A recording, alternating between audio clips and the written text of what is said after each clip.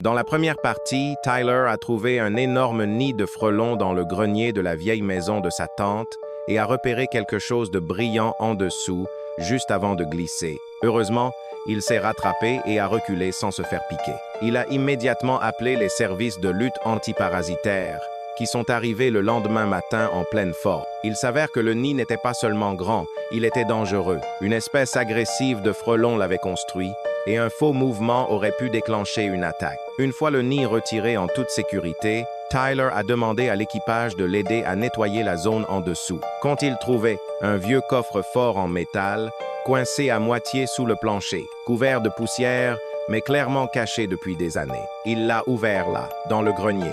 À l'intérieur se trouvaient des dizaines d'enveloppes décolorées, chacune portant un nom et une date écrits en cursive. À première vue, cela ressemblait à des factures ou à des lettres. Mais en les lisant, Tyler s'est rendu compte qu'il s'agissait de notes d'excuses. Chacun était écrit à la main. Certains ont dit « Je suis désolé pour le prêt que je n'ai jamais remboursé ». D'autres ont dit des choses comme « Tu ne méritais pas la façon dont je t'ai traité ».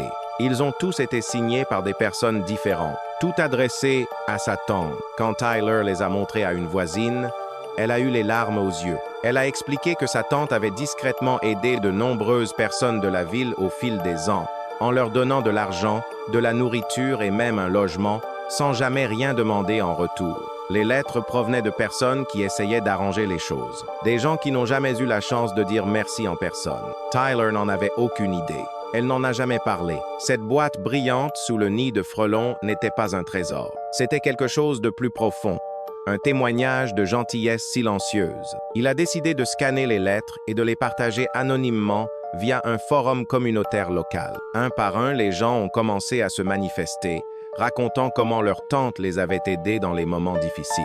La maison ne semblait plus si solitaire. Et le grenier, ça grince encore un peu. Mais maintenant, dit Tyler, il y a plus de paix que de peur. Si vous avez aimé l'histoire, assurez-vous de vous abonner pour en savoir plus.